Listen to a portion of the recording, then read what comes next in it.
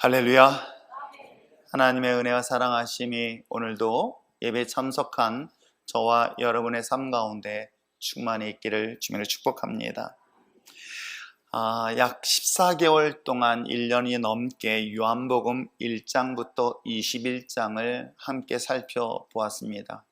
주일마다 요한복음을 준비하고 말씀 나눌 때 여러분은 어찌 들렸는지 모르겠지만 저에게는 좋은 기쁜 시간이었음에 틀림없습니다. 그런데 요한복음 21장의 말씀 전체를 살펴보니 1장의 시작과 21장의 끝이 똑같더라. 어떤 내용으로요? 나를 따르라. 이것이 요한복음이 제자인 예수님의 제자들 그리고 오늘날 저와 여러분에게 주신 메시지가 아닐까 생각을 합니다. 여러분, 그리스도인, 사람들은 우리를 그리스도인이라고 이야기를 합니다. 또 조금 비아냥거리고 또 못된 마음을 가지고 교인들을 뭐라고 얘기했냐면 예수쟁이라고 한 번쯤은 좋게 들어보았던 명칭이기도 합니다. 우리가 그리스도인이라는 그 단어의 의미, 뜻이 무엇인지 아십니까? 바로 그리스도를 따르는 자들이란 뜻인 거예요. 예수를 믿는 사람들, 그리고 사람들이 나를 그리스도인, 나는 기독교인, 이 모든 것들의 명칭 속에는 내가 누구를 믿고 예수님을 믿고 누구를 예수님을 따르는 자들, 이렇게 이해하시면 기독교인, 그리스도인, 예수쟁이 여기에 다 포함되어져 있음을 알 수가 있습니다.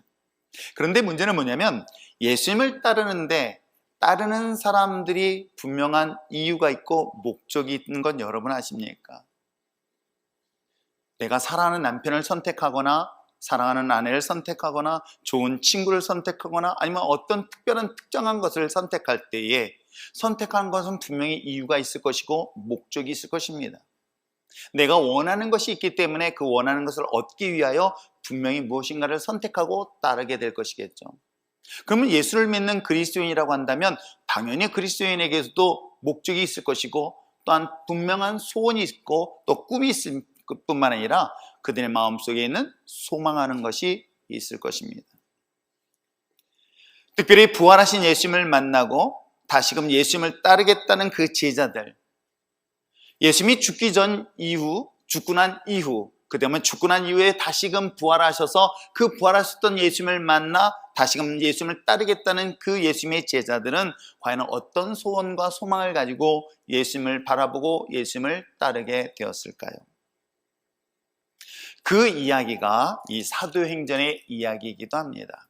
그래서 요한복음 전체 이야기가 예수가 하나님의 아들이신데 그 하나님의 아들인 예수를 따르라 라는 것이 요한복음이 우리에게 주는 메시지라고 한다면 따르는 예수님의 제자들 그리고 따르는 저와 여러분 그리스도인들이 과연 예수님을 따름에 있어서 참된 목적, 꿈, 소망, 소원은 무엇인가를 오늘 이 사도행전 28장에 걸쳐서 발견할 수 있고 찾아볼 수 있는 저와 여러분 되어지기를 부탁드립니다.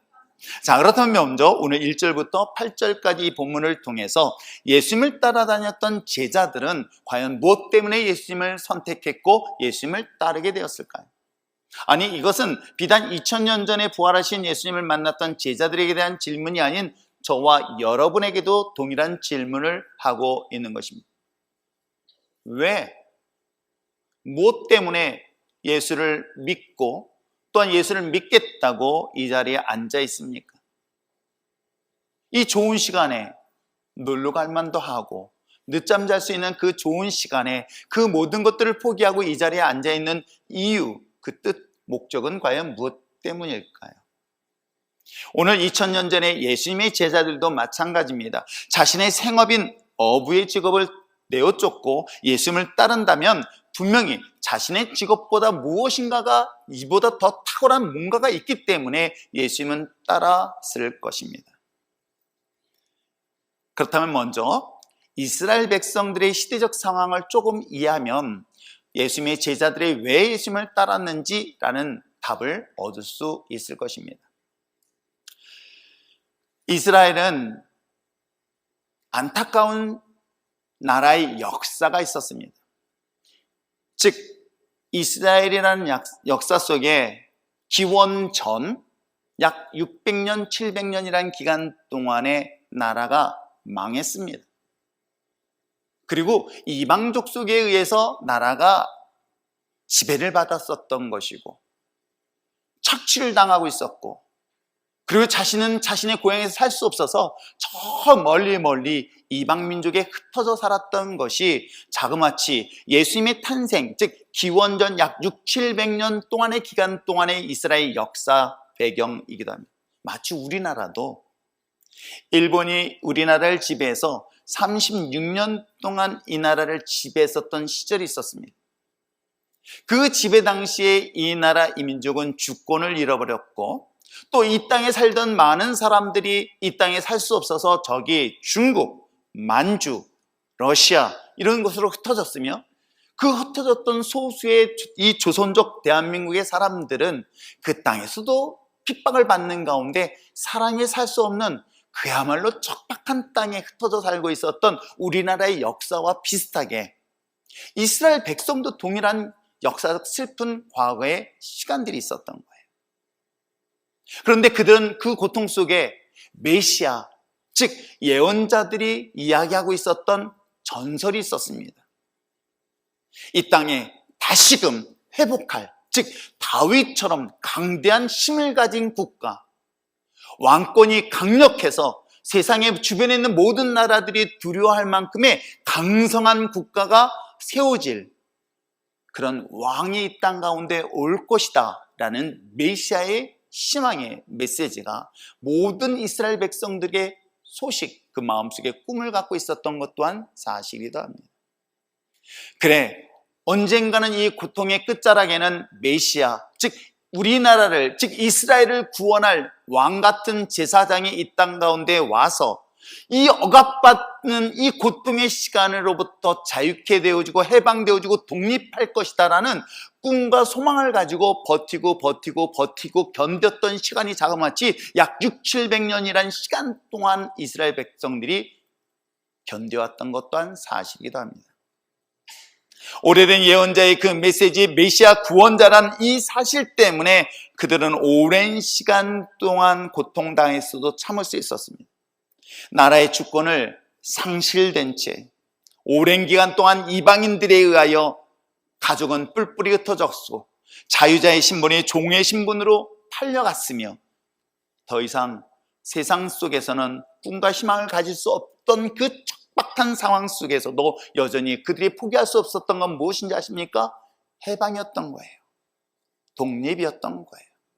아마 우리나라 역사 속에서도 역사를 찾아보면 실질적으로 그랬다고 합니다. 일본이 우리나라를 지배하고 다스렸을 때 두 그룹이 있었습니다. 어떤 그룹이 있었냐면, 우리나라는 이제 더 이상 희망이 없구나, 이 나라는 더 이상 독립할 수 있는 가능성이 없구나, 이제는 영원히 이 나라의 주권을 잃어버린 채 일본의 속국으로 살 것이다 라는 그런 절망적 마음의 상태를 가지고 살아가는 사람들이 있는가 하면, 아니야, 그래도 이 나라는 여전히 독립에 대한 소망을 가질 수 있어 라고 하면서 반기를 들었던 사람들이 우리나라에 있듯이 이스라엘 사람들에게도 동일한 그런 시대적 상황에 있었던 것 또한 사실이기도 합니다. 그러다가 예수님이 그들 속에 등장했습니다. 여러분, 예수님이 죽기 전에 했던 공생의 기간 약 3년 반 동안에 행하였던 행적을 보면, 자신의 직업을 포기하고 자신의 보장된 삶을 다 때려치우고 예수님을 따를 만한 그런 충분한 조건을 만족시켰던 이유들이 있었어요. 물을 포도주로 변화시키는 사건은 아주 작은 사건이에요. 물고기 2마리, 보리떡 5개 가지고 5,000명의 장정이 배불리 먹고도 남을 놀라운 기적을 누가? 예수님이 행하셨다는 거예요. 여러분, 이거는 누구만이 할 수 있었던 역사인 줄 아십니까? 이스라엘 백성들, 즉 애굽 땅에서 고통을 받을 때에 이스라엘 백성들을 출애굽시켰습니다.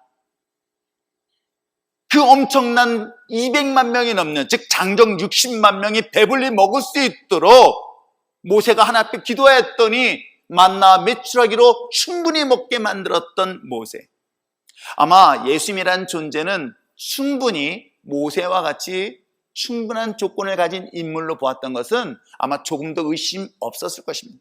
그렇게 많은 사람들이 이런 표적과 기적을 보면서 예수님에 대한 기대를 뭘로 했을까요? 드디어 예언자가 약속했던 그 메시아, 구원자, 이 나라를 독립시키고 이 나라를 해방시킬 메시아가 드디어 왔구나 라는 기대, 그런 소망이 그들 마음속에 충만하였기에 자신의 보장된 모든 것들을 때려치우고 따를 수 있을 만한 조건이 당시 시대적 상황에 있었던 것이 사실이기도 합니다.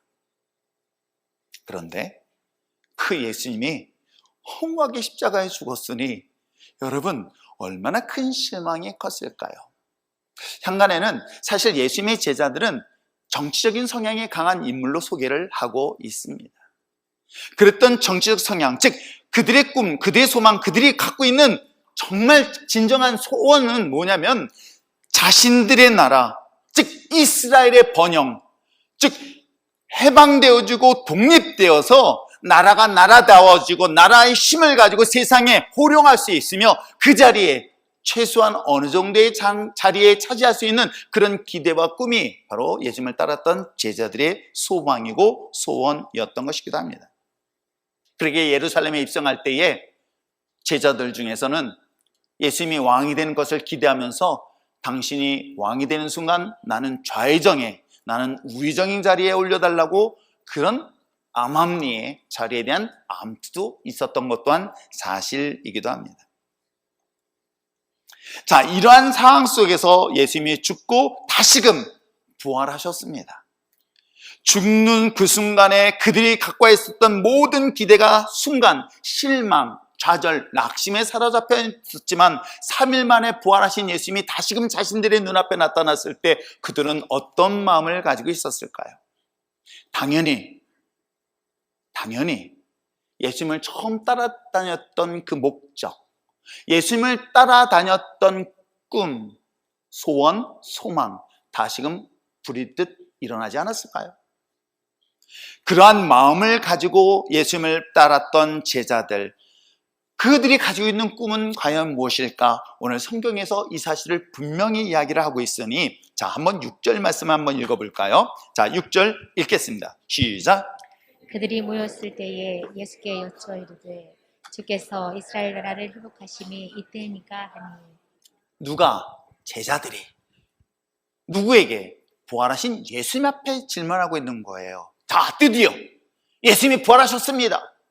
이 부활하신 주님께서 드디어 이 나라, 이 민족 해방될 때가 이때입니까? 지금입니까? 라고 예수님의 제자들이 예수님을 향하여 말씀하고 있는 본문 내용을 보면 과연 부활하신 예수님을 따랐던 제자들은 무엇 때문에, 무엇을 위해서 예수님을 따랐을까에 대한 답은 충분하지 않았을까요? 그들의 꿈, 그들의 소원, 그들의 소망은 바로 이스라엘 나라의 회복 또는 독립, 바로 그들이 예수님을 따라다녔던 중요한 동기요 목적이었던 것을 본문을 통해서 충분히 알 수 있습니다.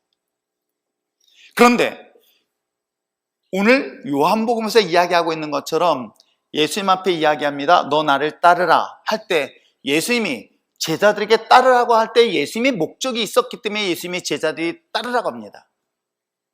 근데 문제는 따르는 사람은 예수님이 따르는 목적과 다른 목적을 가지고 있는 것, 이 본문을 통해서 이야기하고 있는 것 여러분 아세요? 그 얘기는 뭐냐면 하나님이 저와 여러분을 부르셨습니다. 그리고 저와 여러분을 하나님의 자녀로 삼아주셨습니다. 그래서 저와 여러분을 세상 사람들이 그리스도인이라고 이야기합니다. 그렇다면 하나님이 여러분을 부르셨고 나를 선택하셨는데 선택하고 나를 부르신 하나님의 목적이 있는데 그 목적과 또 다른 목적을 가지고 우리는 이 자리에 있는 것 아닐까요? 라는 얘기가 오늘 본문의 이야기이기도 합니다.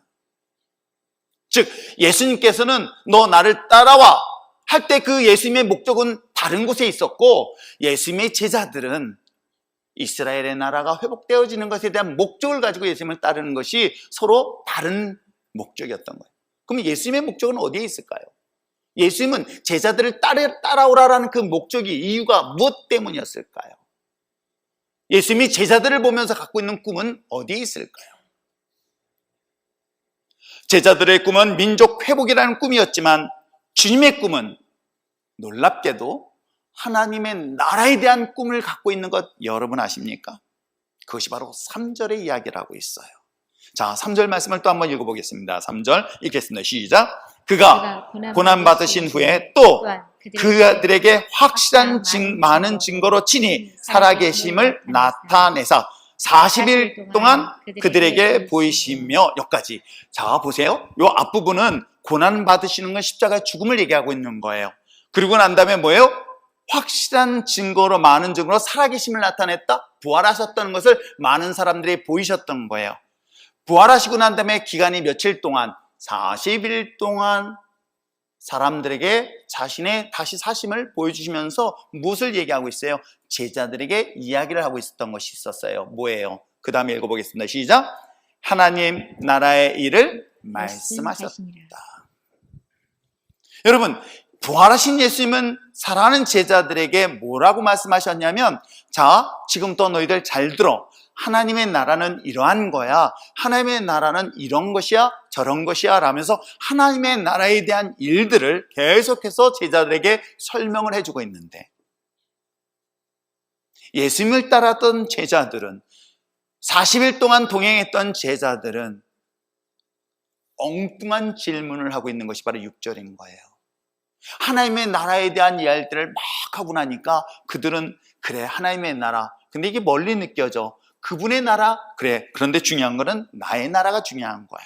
그래서 이스라엘에 대한 이야기를 하고 있는 거예요. 어찌 보면 제자들의 꿈은, 제자들의 기도 제목은 자신의 나라였던 거예요. 그런데 예수님의 기도 제목은, 예수님의 꿈은, 예수님의 소원은 하나님의 나라에 있었다는 것을 성경은 말하고 있습니다. 그러기에 예수님이 제자들이 가지고 있는 꿈은, 제자들이 가지고 있는 기도의 제목들은 굉장히 공간적으로 제한되어 있어요. 이스라엘이라는 나라에 제한되어 있어요. 그리고 이때라는 것을 보니까 시간적으로 한정되어져 있음을 볼 수가 있어요. 그런데 예수님의 꿈은, 예수님의 기도 제목은, 예수님의 소원은 어디에 있습니까? 이스라엘에게 머물지 않았어요. 예루살렘, 유다, 사마리아, 어디까지? 저 먼 이방인 족속 전 세계를 향하여 하나님의 꿈을 꾸고 있는 것을 성경은 우리에게 이야기를 하고 있으며, 더 중요한 것은 그 하나님의 나라는 지금이 아닌 영원에 대한 이야기를 하고 있는 것 여러분 아십니까? 예수님께서 말씀하시는 하나님의 나라는 이스라엘 백성들만을 위한 나라가 아니라 모든 민족을 위한 나라라는 사실을 성경은 이야기를 하고 있는 거예요. 이스라엘이라는 나라는 이스라엘 민족으로서 태어나야만이 조건이 되지만, 놀랍게도 하나님 나라의 백성은 죄인에 해당되는 거예요. 이게 사실은 제자들과 예수님을 따르는 사람들의 무리들과 하나님이 말씀하시는, 즉 예수님이 말씀하시는 나라는 조건이 정말 달라요. 이스라엘 사람들이 가지고 있는 자신의 백성, 구원받은 하나님의 백성들은 혈통적이던 아니면 할례를 통해서든 그들은 자신의 민족 안에 머물렀지만, 놀랍게도 예수님이 백성, 즉 하나님 나라의 백성이 되는 전제 조건이 하나 있어요. 그게 뭔지 아십니까? 죄인이어야 된다는 거예요. 그랬더니 여기에 해당되지 않은 사람들은 여러분 참고로 잘 들으시길 바랍니다. 일단 하나님 나라의 백성의 자격이 되지 않아요. 그랬더니 여기 앉아 계시면, 그럼 난 죄인이 아니기 때문에 나는 의로와 아무리 봐도 죄를 진 것이 없어. 그래가지고 자기는 하나님 나라의 백성이 될 자격이 안 되는가? 근데 로마서에서 바울은 이야기하고 있어요. 모든 족속은 다 죄를 범하였다. 죄가 짓지 않은 사람은 세상에 아무도 없다는 사실을 성경은 분명히 이야기하고 있는 것 여러분 아십니까? 그래서 이스라엘 백성들이 생각하는 이스라엘의 나라의 백성은 혈통적이든 아니면 유전적이든 어떤 제한된 범위 안에 있다고 한다면, 하나님이 말씀하시는, 예수님이 말씀하시는 하나님 나라의 백성은 이 죄인된 모든 족속이 하나님의 백성이 될 수 있는 조건의 대상이 될 수 있다. 이것이 바로 제자들이 따르는, 그리고 예수님이 따르는 목적의 차이점을 분명히 이야기를 하고 있어요. 자신의 죄를 위하여 죽으신 예수 그리스도를 메시아로 믿는 모든 자들이 하나님의 나라의 국민이 되어짐을 선포하고 있는 것입니다.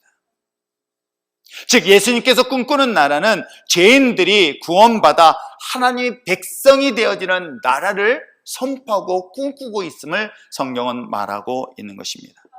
그러므로 전쟁을 통해서 나라를 세우는 것이 아니었습니다.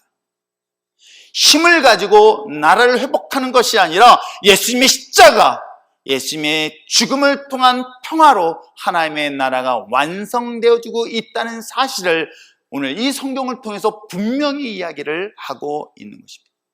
이스라엘 백성들, 즉 예수님의 제자들은 나라를 회복하기 위하여 칼과 뭉치를 들려 했지만 예수님은 이 나라 이 민족 하나님의 나라를 회복하기 위해서 당신이 십자가의 죽음을 통하여 이 땅에 평화를 주셨다는 것 여러분 아십니까? 저는 이 말씀을 묵상하면서 그리스도인들이 실수와 오해를 한 번쯤 생각해 봤어요.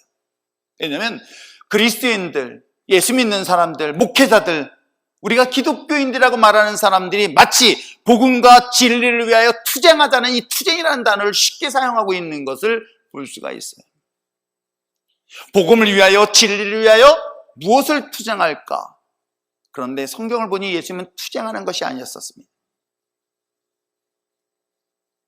우리는 진리를 위하여 투쟁하자고 외칠 때에 예수님은 그 진리와 복음을 위하여 평화의 사도로서 이 땅 가운데 하나님의 나라를 완성시키셨다는 것 여러분 아십니까? 그것이 하나님의 꿈, 바로 예수 그리스도의 꿈은 지역을 뛰어넘고 민족을 뛰어넘으며 심지어는 시대까지 뛰어넘어서 온 인류가 더 나아가 십자가를 통해서, 십자가의 죽음을 통해서, 십자가의 거룩한 보혈의 능력으로 말미암아 우리의 모든 죄를 용서하고 하나가 되어지는 거룩한 나라가 바로 하나님이 꿈꾸고 있는 나라라는 것을 여러분 아십니까?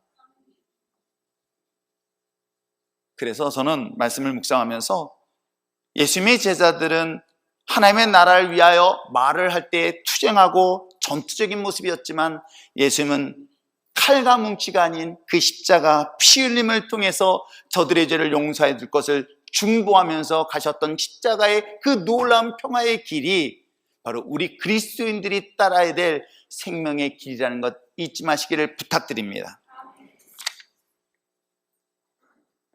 그렇다면 2000년 전에 예수님의 제자들 그리고 예수님 이 따르는 목적이 분명히 달랐던 것 이해하시겠죠?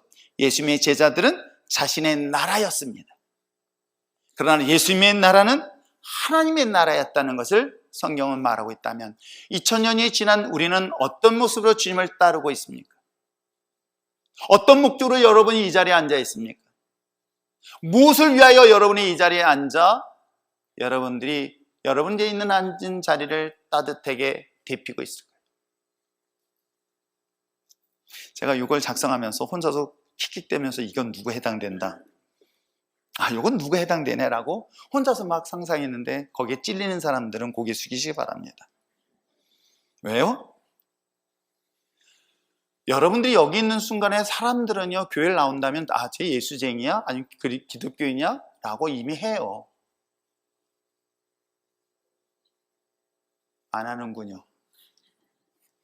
교회를 다니신 분들이 나중에 종교난에다 못 쓰는지 아세요? 기독교. 교회를 다양한 이유와 목적을 가지고 이 자리에 나왔어요. 나오면서 우리는 예수님을 따른다라고 하지만 따르는 목적이 다른 걸 보는데 어떤 동기로, 어떤 이유로, 어떤 목적으로 여러분이 이 자리에 앉아 있습니까?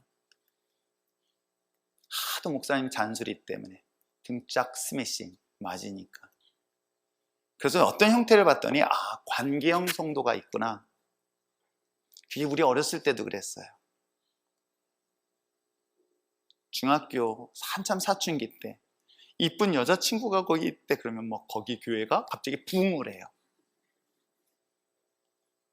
여러분 아십니까? 25년 전에 우리 율정교회 세울 때 아동부가 막 부흥을 했어요. 난 잊지 못해요. 왜 부흥했는지 아십니까? 네, 잘생긴 목사님 아들 때문에. 근데 정말 제가 잠깐 동안 있었던 그 교회에서 이지훈이라는 가수가 있죠. 외하늘을. 요즘은 뮤지컬 가수로서 활동하고 있는데 이지훈이가 그 교회에 청년부 활동하고 있었어요. 와, 나는 그 아이가 교회 나오는 애들이 어떻게 그 정도를 알고 뭐 이상한 애들이 그 아이를 중심으로 다 빙둘러 앉아있어요. 청년 담당하는 교육자이니까 내가 유심히 지켜보고 있거든. 왜냐면 얘네들은 목사님이 설교를 듣는 게 아니라 이지훈이를 정말 양쪽으로 다 이쪽만 보고 있어. 설교는 중요하지 않아. 이 아이를 보고 있어. 그래서 관계형 성도가 뭘까 했더니 누구 때문에 누구를 따라서 누가 가니까 하는 다 보입니다. 또 하나 있어요. 습관형 성도가 있어요. 주일 되니까 어렸을 때 가니까 당연히 가는 줄 알고 당연히 습관처럼 가는 성도들도 있습니다. 근데 순교형 성도도 있는 것 여러분 아세요? 이 말이 되게 좋은 것 같아요. 제가 이걸 작성하면서 혼자서 킥킥댔어요. 뭐냐면 이 순교는 주님을 위해서 순교하는 게 아니에요. 뭐예요? 요즘 자녀들은 부모 때문에 죽는 마음으로 와요. 오기 싫은데, 그치? 거기에 끄떡이면 곤란하다. 너 그럼 이번 주 한 주간 제주도에서 나한테 죽는다. 여러분, 부모 때문에 그냥 가기 싫은데 억지로 가야 되는 이 죽음을 각오하는, 순교하는 마음으로 오는 분들, 어디 그뿐일까요? 아내 때문에 가기 싫은데 죽기 싫어서 오시는 분들 계신 거 아세요? 내가 누구라고 뭘만 테니까 저기 북한에 있습니다. 자녀들을 위해서, 남편들을 위해서, 아내를 위해서 죽는 마음으로 오시는 순교형 성도, 혼자 이 단어를 내고 참 혼자서 킥킥대면서 오늘 우리가 정말 교회를 왜 나와야 될까? 무엇 때문에 나올까? 내가 예수를 믿는데 믿는 목적이 무엇일까? 왜 이것이 중요한지 아십니까? 예수님은 나를 따르라고 했었습니다. 예수님의 목적은 하나님의 나라의 목적이었던 거예요. 그런데 문제는 따르던 제자들은 어떨까요? 목적이 다르면요, 따라가다가요, 다른 길로 가요. 떨어져 나가요. 부부도요, 같은 마음을 가지고 출발했다가요, 떨어져 나가는 이유가 뭔지 아세요? 목적을 잃어버릴 때예요. 그래서 저는 부부 결혼식 처음 시작할 때 주례할 때는 항상 그런 얘기예요. 마주보지 마라. 부부는 마주보고 사는 게 아니다, 바라보고 살아라. 어떻게? 주신 비전이 있어요. 목적이 있어요. 하나님 뜻이 있어요. 그 뜻을 같은 마음을 가지고 따라갈 때 그 가정은 온전하게 행복할 수 있다. 서로 마주볼 때는 나중에 맨날 싸워. 너무너무 사랑한다라고 해가지고 결혼해놓고 너무너무 다르다고 싸워. 원래 처음부터 달랐는데. 여러분 어떻습니까? 목적이 다르는 순간 다른 순간은 오래가지 못해요. 그래서 사도행전 28장의 이야기는 어떤 얘기냐면 하나님의 목적, 예수님의 목적, 예수님의 나라에 대한 목적을 알고 있는 제자들은 그 길을 끝까지 따라가지만 놀랍게도 자신의 나라의 목적을 가지고 있는 또 다른 그리스도인들은 예수님을 따르지 않냐고 각기 제 길로 가는 역사가 사도행전의 역사 이야기이기도 합니다. 오늘 여러분은 오늘 이 자리에 왜, 무엇 때문에 나와 있을까요? 혹시 2000년 전의 제자들처럼 나를 위하여, 나의 나라를 위하여, 내 목적을 위하여 이 자리에 오는 것이라고 한다면 여러분, 그 목적을 이제는 주님의 나라에 대한 목적으로 바꿔보심이 어떨런지요. 그 비밀이 따로 있기 때문에 그래요. 마태복음 6장 33절에 먼저 그 나라와 의를 구하라, 그리하면 이 모든 것을 너에게 더하여 주겠다라고 하고 있습니다. 먼저 그 나라와 그 의, 우선순위를 말하고 있는 거예요. 하나님의 나라에 대한 우선순위를 둔다면 이 모든 것을 너희에게 더하겠다. 근데 이 모든 것이 뭔지 아십니까? 그 앞부분에 무엇을 먹을까, 무엇을 입을까, 무엇을 마실까 염려하지 말라라는 이 모든 것, 내 삶에 있는 모든 영역이 다 이 안에 포함되어 있는 거예요. 내 삶의 목적이, 내 인생의 목적이, 내가 교회를 다니는 목적이 예수 그리스도를 믿겠다는, 따르겠다는 그리스도인의 삶의 목적이 하나님 나라에 대한 목적으로 우선순위를 둘 때에, 과거에는 내가 먹고 사는 문제, 내 의식주의 문제, 내 삶에 대한 문제를 가지고 이 자리에 나왔다고 한다면 이 문제가 해결되면 더 이상 주님을 따를 이유가 없어졌지만, 내가 하나님의 나라라는 것을 목적으로 뒀을 때 내가 이 필요한 모든 것들은 내가 구하지 않아도 하나님이 더하여 주시겠다라고 마태복음 6장에서 분명하게 약속하고 있는 것 여러분 아십니까?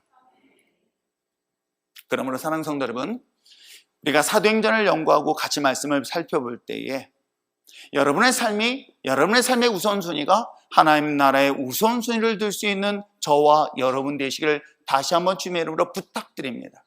하나님의 나라, 하나님의 의, 하나님의 다스림에 대한 것들을 먼저 진지하게 고민하면서 그분의 나라, 하나님의 나라에 대한 삶의 가장 우선이 무엇인가를 고민하며 나갈 때에 하나님의 놀라운 역사를 반드시 경험하게 될 줄 믿습니다. 그렇다면 여기서 하나님의 나라에 대한 고민하는 거예요. 나의 나라와 하나님의 나라.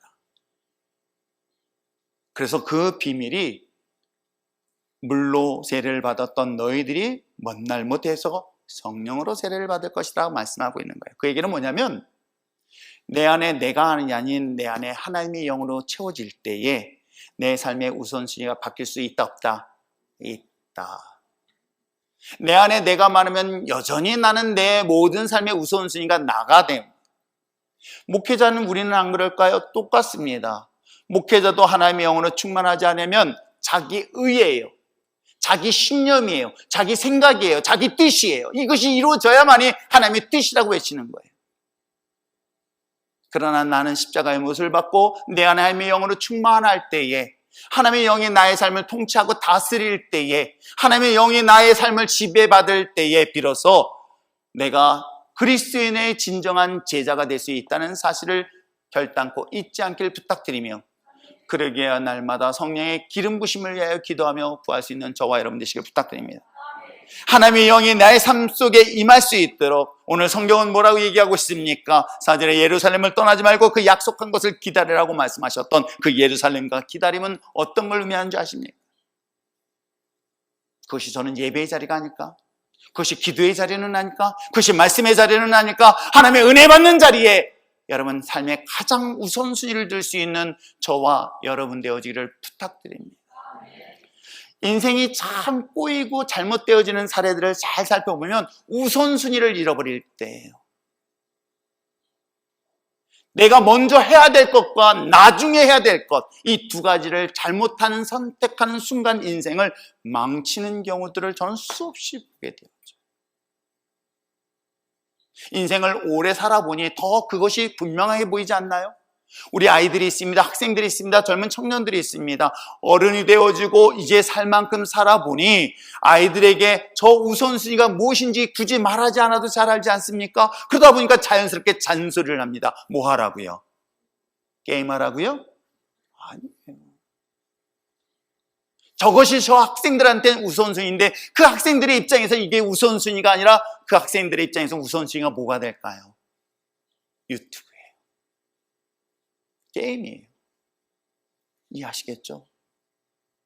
여러분, 여러분의 삶의 우선순위가 여러분이 정말 하나님의 놀라운 은혜 속에서 여러분들의 삶의 풍성함을 경험하고 주의 거룩한 영광의 도로 쓰임받기를 원하신다면 하나님의 나라, 하나님에 대한 우선순위를 둘 때에 그 우선순위는 자신이 노력하는 것이 아니라 하나님의 영으로 부어질 때만이 가능한 것이다. 하나님의 영으로 부어질 때 위해서 우리는 예배의 자리, 기도의 자리가 그 삶의 가장 우선순위를 둘 수 있는 저와 여러분 되어지기를 부탁드립니다. 비록 관계 때문에 왔고 마지못해서 왔던, 무엇을 해서 왔던 이 예배의 자리는 누구를 만나는 자리다? 하나님을 만나는 자리다. 그래서 여러분의 마음의 문을 열고 주님의 십자가를 바라보며 주님의 하나님의 거룩한 영으로 오늘 내 삶에 충만하여서 내 삶의 우선순위가 내가 아닌 하나님의 것으로 바뀔 때에 여러분 그 인생의 놀라운 역사를 시대적 역사를 바꿔 나간다는 것 잊지 마시고 그런 거룩한 도구로 쓰임받는 저와 여러분 되시길 부탁드립니다. 한 주간 동안도 이와 같이 이 말씀을 묵상하면서 하나님의 임재하심이, 하나님의 성령의 임재하심이 날마다 내 삶 가운데 충만하여서 나는 내 생각이 아닌 그리스도의 생각, 하나님의 영으로 충만하여 하나님의 생각으로 나의 삶을 바꾸고 그 바꿈으로 인한 그 놀라운 역사적 시대적 사명을 감당하여 시대를 이끌어가고 변화시키는데 복되게 쓰임받는 저와 여러분 되시길 주님을 축복합니다. 기도하겠습니다.